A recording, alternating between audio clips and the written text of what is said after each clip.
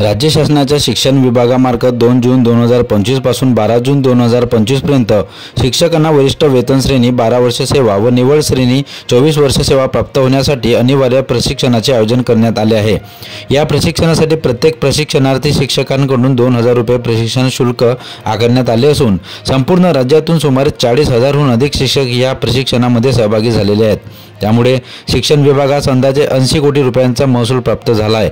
मात्र या प्रशिक्षणामध्ये काही अत्यंत अन्यायकारक अटी व अडचणी निर्माण झाल्या आहेत। प्रशिक्षणात सहभागी शिक्षकांना चहा नाश्ता किंवा जेवणाची कुठलीही सोय करण्यात आलेली नाही। तालुक्याबाहेर किंवा खूप दूरच्या केंद्रावर शिक्षकांची नियुक्ती करण्यात आल्यामुळे प्रवासाच्या अडचणी भेडसावत आहेत। ऑफलाईन हजेरी पद्धतीने एकाच दिवशी 5 वेळा हजेरी घेऊन ती ठराविक वेळेत अपलोड करण्याची सक्ती करण्यात आली आहे।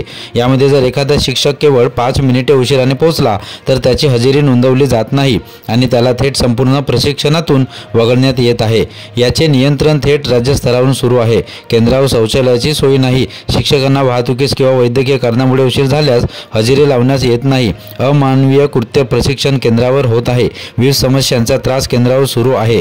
याकडे शासनाने लक्ष देण्याची मागणी शिक्षकांनी केलेली आहे। जे तालुका आहे सिंदेवाई, तर सिंदेवाई ठिकाणी प्रशिक्षण द्यायला पाहिजे होतं, पण त्याने आम्हाला मूलला काही जणांना गोंडपिंपरी, पोंभुर्णा, चंद्रपूर जे 100 किलोमीटरच्या जवळपास करावा लागतो। त्यामध्ये मदत फाटनंतर रेल्वेचं फाटक असल्यानंतर तिथं कधी मालगाड्या आणि अनेक वाहनं चालत असल्यामुळे आम्हाला तिथं थांबावं लागते। सतीश वांड्रे सर आहेत, ते डायलिसिसवर आहेत। अशा पेशंटला सुद्धा इथं काही व्यवस्था नाही। स्वतः कॅन्सर पेशंट आहे आणि मला धावपळीत येताना किती त्रास होतो, अख्खा दिवसभर इथे बसताना किती बॅक पेन होतो आणि माझे बांधव सुद्धा ज्येष्ठ आहेत आणि त्यांनाही किती त्रास होतो। इथे वेळेचं बंधन पाडलं जातं, पण जे टेक्निकल बाबी आहेत, ऑनलाईन एक्झाम आहे, चाचणी आहे, त्यामध्ये का बरकला मी एवढ्या 33 वर्षामध्ये प्रथम बघते आहे की दर तासिकेला प्रेझेंटी डाउनलोड करावी लागते, ती अपलोड करावी लागते। आणि हा बंधन कशाला? हे बंधन मी 9 दिवस सर प्रामाणिकपणे हजर राहिलो यांच्या वेळेनुसार आणि 10व्या दिवशी मला जर 5 मिनिट जरी उशीर झाला तर यांच्या नियमानुसार माझी पूर्ण प्रशिक्षणाची अब्सेंटी लागेल। हा कुठला नियम सर? एक माणुसकी या नात्यानं किमान थोडं तरी 2 मिनिट 5 मिनिट एवढंही जर काटेकोर बंधन जर असेल इथे तर मग यांनी प्रशिक्षण निवासी करावं। दिवसापासून आपण बघतो इथे कूलरची व्यवस्था नाही, शौचालयाची व्यवस्था नाही। प्रकारचे त्यांच्या व्यवस्था ज्या आहेत त्यांना मान्य करायचं आणि शिक्षकाच्या हातून किमान 1 मिनिटाची 2 मिनिटाची जर चूक झाली असेल तर त्यांना वेटीस धरायचं। हे कुठलं न्याय आहे?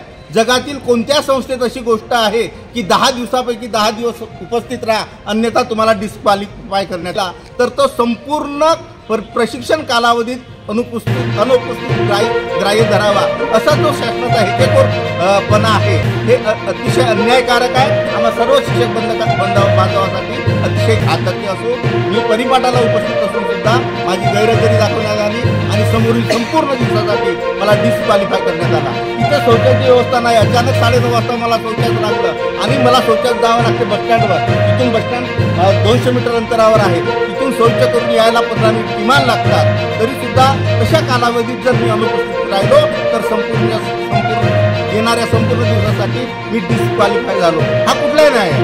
प्रशासनातर्फे वरिष्ठ आणि निवड श्रेणीचा हे प्रशिक्षण या ठिकाणी आयोजित केलं आहे ते शिक्षकी पेशाला सोडूनच आहे, परंतु अगदी माणुसकीचा मानवतेचा सुद्धा या ठिकाणी विचार केलेला नाही आहे।